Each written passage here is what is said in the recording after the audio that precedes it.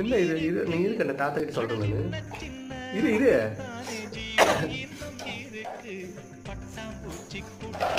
அப்பா திட்டிச்சு.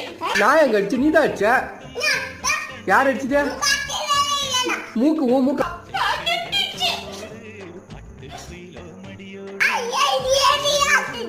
முன்னு அடிச்சு போடுவோம். அப்பா திட்டிச்சு. அப்பா திட்டிச்சா? மூக்கு அறுத்து காக்கை போடு.